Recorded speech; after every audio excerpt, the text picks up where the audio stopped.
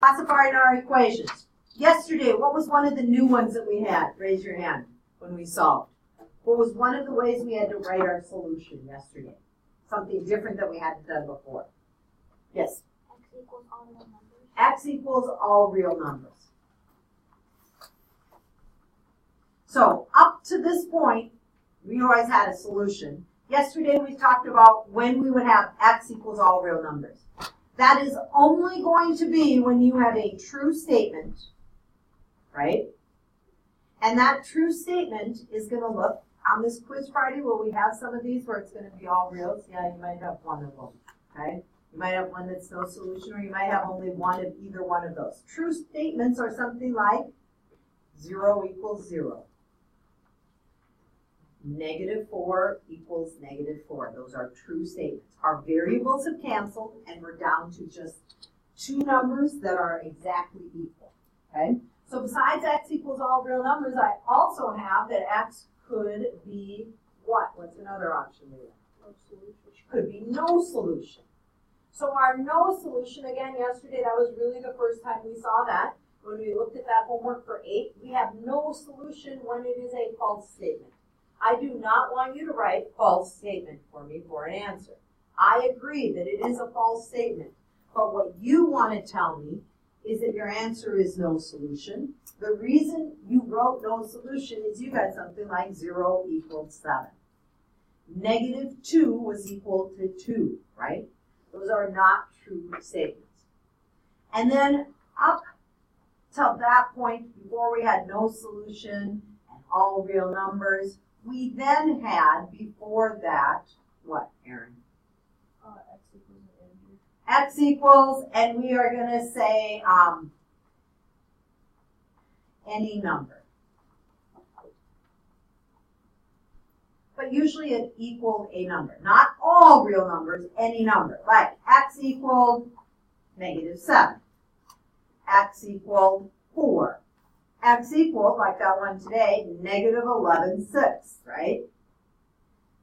It could be a fraction, it could be a decimal, it could be an integer, okay?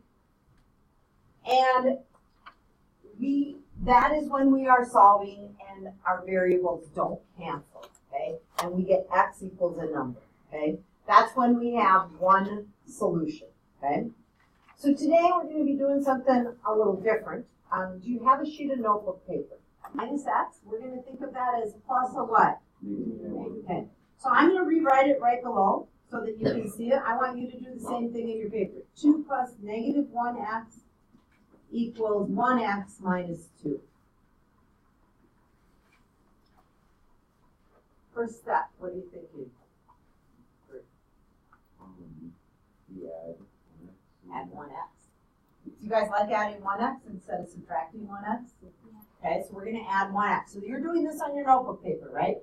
So we are going to add 1x on both sides of our equal sign.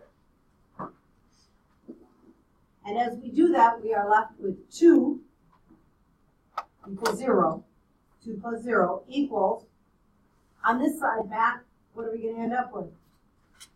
2x minus 2. 2x minus 2. So if we're solving that, as I look at that, Abigail, what am I going to have to do to get the 2x by itself? Add 2 to both sides. So is it a no solution? No. Is it all real numbers? No. It actually comes out to be a number, right? We add 2 to both sides because I'm running out of room and going into the next problem. You're on your notebook paper, right? And you should have had at this point 4 is equal to 2x. And so now you can do the division by 2 and you can check, right? And so in question number 1, that one is x equals 2, okay? So if I was looking at your paper here, what I want to tell you is that you're going to have 3 that are going to be all real numbers. You're going to have 3 that will be all real numbers out of the 12. You are going to have 3 that are no solution. And then all the rest of them are going to have an answer. Like this one had an answer of 2. And if I plugged in 2, right, into my equation, and I went to check it, and I went 2 minus 2, that's 0, and 2 minus 2, that's 0. It checks, right? It makes it work. This value right here, if I do the check, it comes out that 0 equals 0, which is what we wanted. It makes it true, okay? So what you're going to do is you're going to be looking at solving these. Now I want you to look at number 9. It's a little weird, isn't it?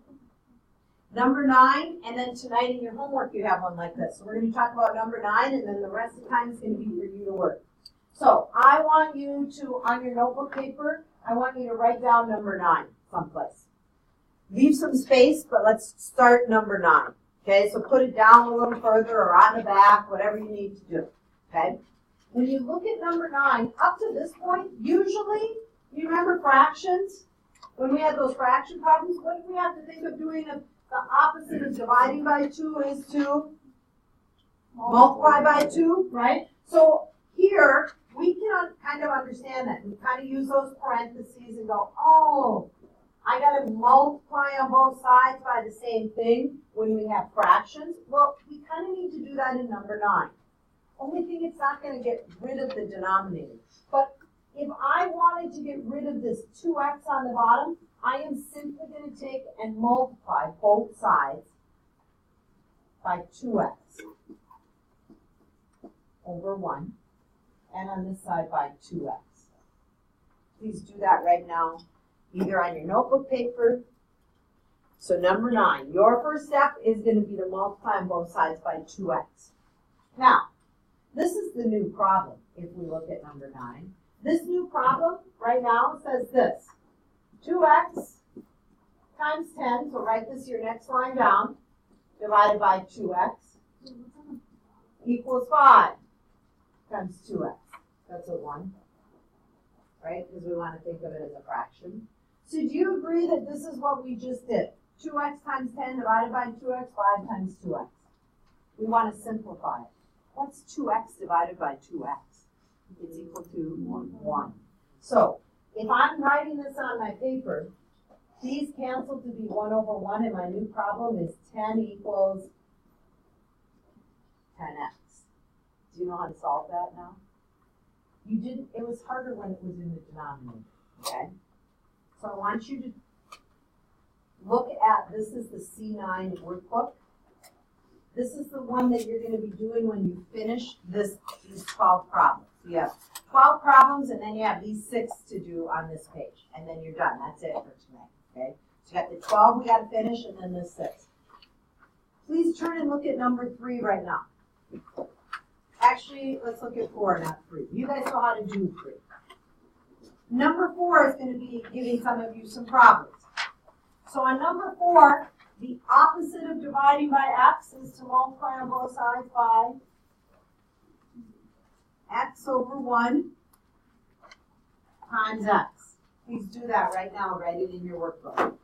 You're back on page 52.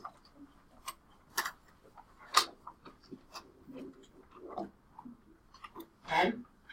So we multiply by x on both sides. My new equation is 10 equals 20x. You guys should be able to solve that equation, okay?